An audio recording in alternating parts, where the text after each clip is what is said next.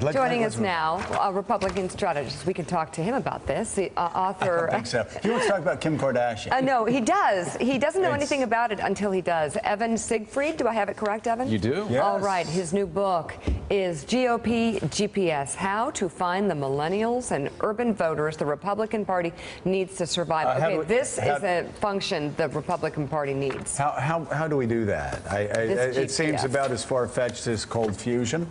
So how do we do it?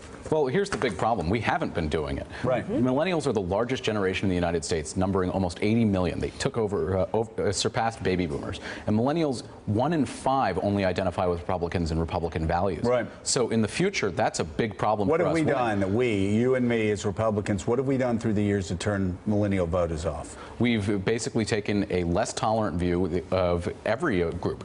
Millennials are the most diverse generation in history. So when you look at issues such as marriage equality, 75% of millennials believe in marriage equality. 66% of millennial Republicans believe in marriage equality. We had a golden opportunity to change our party's platform of life. The social issues, absolutely.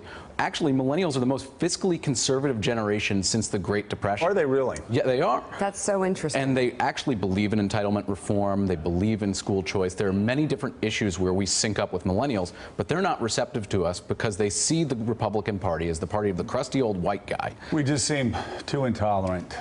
You mean Mitch McConnell doesn't excite them? Oh, come on. Come on, crusty old white guy. Evan. But Evan, so a candidate like Marco Rubio was supposed to help with some of this. Young guy, Latino guy representing a very important state. And he crashed and burned in a primary because the voters, the Republican voters, wanted Donald Trump. They didn't want Marco Rubio. So how do those younger people break through? Well, more than anyone else. True. In the primary. When you're fighting to be the alternative to Trump against 15 other candidates, that's pretty hard. You're splitting the vote every which way. So the way we actually go about and do this is talk to millennials on the issues that matter to them. Bernie Sanders was very successful in this, despite his solutions being completely wrong. What Bernie Sanders talked about was student debt. And the average millennial in 2015 who graduated from college graduated with an average of $35,000 in student debt.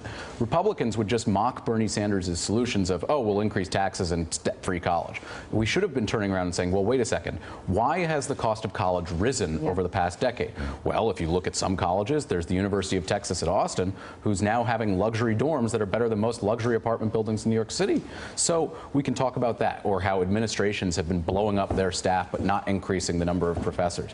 So there's a lot of stuff we can do as Republicans and exercise fiscal conservatism to actually bring down student debt without raising taxes. I think Bernie Sanders is a great model, Mike Barnacle. He's speaking, by the way, at Hopkins coming up, and the kids are going crazy. Bernie Sanders is a great model to talk about problems, but, you know, I think you're exactly right. We can talk about education. We can talk about education reform. You can talk about all the money Americans spend on education and all the money Americans spend on health care. We spend more money, Mike, per pupil than any other nation of the world. We don't get the results. Healthcare, we spend more money on healthcare per person than any other place in the world. We don't get the results, and it's because of broken, old, corrupt systems. So how do you grow the Republican Party with millennials? How do you incorporate millennials into the Republican Party?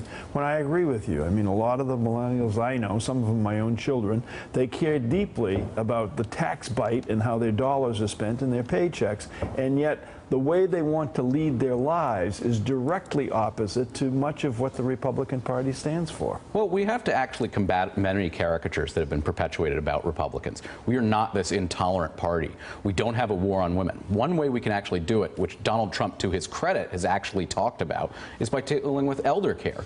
More and more women leave the workforce or take lower paying jobs so that they can take care of an older relative when they are going to pass or reaching the end of their life. And it takes $33 billion out of the economy annually, and that's not counting Social Security benefits that we would be collecting taxes on.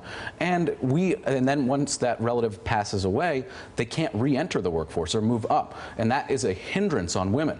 So if we want to become the champion of women as a party, which we can be and should be, we've got to go out and address issues such as that. Democrats have been silent. Really quickly, you're voting for? I'll be voting for Hillary Clinton over Donald Trump. He lacks the judgment, temperament, and pretty much everything else required to be president of the United States. The book is GOP GPS. Evan Siegfried, thank you so much for being on the show today.